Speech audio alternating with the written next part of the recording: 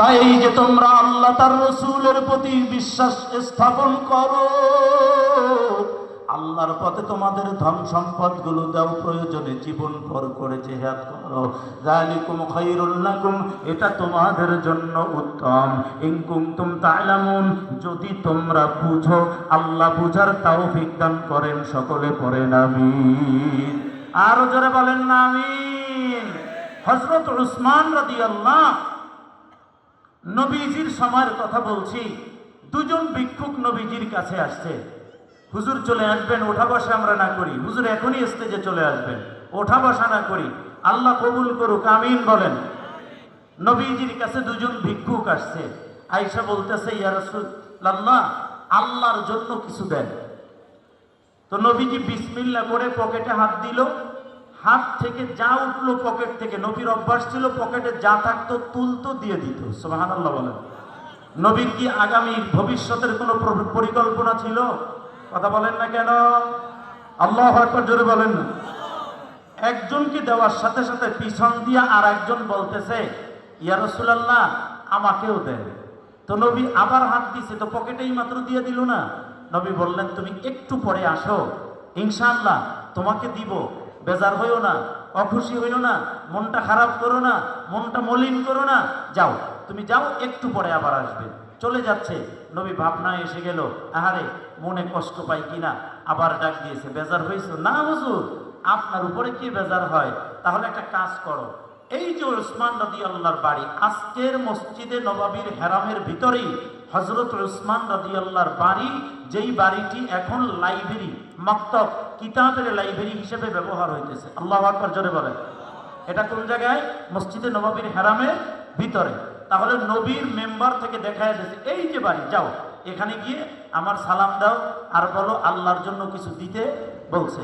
ভিক্ষুক গেছে, গিয়ে বলতেছে, সামনে গেল, গিয়ে দেখতেছে হযরত উসমান রাদিয়াল্লাহু খাবার খাইতেছে দস্তরখানে বিছিয়ে।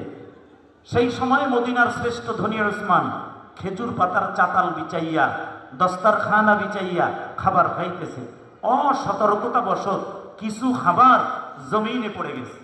জমিনে পড়ে যাওয়ার কারণে তিনি ওই খাবারগুলো তুললেন, পানিতে ধুইলেন, আবার খেয়ে ফেলতেছে। তো তিনি ওই অবস্থা দেখে ভিক্ষুক নবীর কাছে দৌড় দিয়ে গেলেন, গিয়ে বলছেন, ইয়া রাসূলুল্লাহ, আপনি যার কাছে পাঠাইছেন উনি আমাকে কি দিবে? উনি তো নিজেই টোকায়া টোকায়া খায়। আল্লাহু আকবার বলেন না। উনি কি নিজেই টোকায়া খাইতেছে, উনি আমারে কোথা থেকে দেবে? নবী মুস্কি হাসি দিয়ে বললেন, ওটা আমার উসমান, তুমি চিনো না, তুমি আমার উসমানের কাছে যাও। আবার গেল, একই নমুনা, নবীর কাছে আসলো। নবী আবার পাঠাইলো, আবার গিয়ে যখন গেল সালাম দিল, কথা বলল। উসমান রাদিয়াল্লাহু বললেন, কে পাঠাইছে তোমাকে? বলে নবী। বলতে দেরি, দাঁড়াইতে দেরি নাই। আল্লাহু আকবার বলেন। ভিক্ষুকের হাতটা ধরলেন, মরুভূমির মাঝখানে নিয়ে গেলেন। দেখো, এই যে বিশাল উটের পাল, সাময়িক সময়, অল্প হায়াতের সময় আল্লাহ এর জিম্মাদারি আমাকে দিয়েছে, আমানত দিয়েছে দেখাশোনা করার জন্য। আপাতত এগুলোর মালিক আল্লাহ বানাইছে, তো তুমি এই পালের ভিতর থেকে যেই উটটা মন চায় ওইটা নিয়ে আল্লাহর জন্য চলে যাও। আপনারা আল্লাহু আকবার আসতে বলার একটা কারণ আছে, কারণটা হলো আপনারা এখনো বুঝেন নাই। আমি আবার বলছি, আল্লাহু আকবার বলার জন্য প্রস্তুত হয়ে যান ইনশাআল্লাহ। আজকে বাংলাদেশে আমাদের যে সাগরগুলোতে যেই জাহাজগুলো চলে, ওই একটা জাহাজের যদি কোনো মালিক বাংলাদেশে থাকে, ওই মালিকটা যত ধনী, আরব বিশ্বে একটা উটের মালিক যিনি ছিল তৎকালীন, সে তত ধনী ছিল। সুবহানাল্লাহ জোরে বলেন। এই জন্য আরবের উটগুলোকে মরুর জাহাজ বলা হয়, মরুর জাহাজ বলা হয়। একটা জাহাজ ধইরা দিয়ে দিছে, এরকম দানবীর বাংলাদেশে আছে? খুঁজে পাওয়া যায়? আটলান্টিক মহাসমুদ্রে একটা গ্রাম নিয়ে, একটা এলাকা নিয়ে, একটা ইউনিয়ন নিয়ে একটা সমুদ্র, একটা জাহাজ। যেমন জাহাজ আমাদের চট্টগ্রাম বন্দরে ভিড়তে পারে না, এরকম বড় বড় জাহাজ ওই দিকে রাখে, ছোট ছোট জাহাজ থেকে ওইখান থেকে মাল ট্রান্সফার করে আমাদের দেশের ভিতরে ঢুকায়।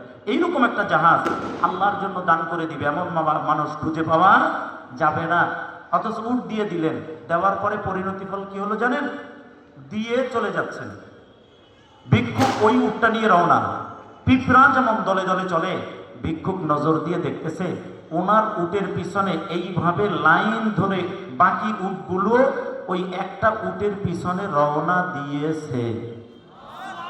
আর একটু জোরে বলেন।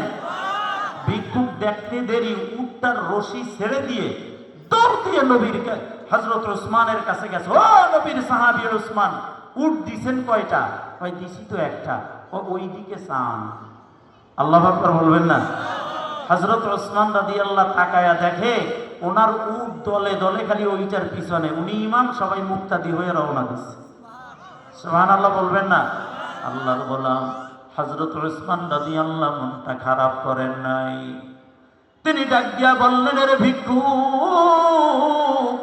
আল্লাহর জন্য একটা উট তোমাকে দিয়েছি, ওই একটা উট নিয়ে যাও, পিছনে দলে দলে বাই সিরিয়ালে যত উট যাবে রে, সবগুলো উট আল্লাহ তোমাকে মালিক বানায়া দিবে।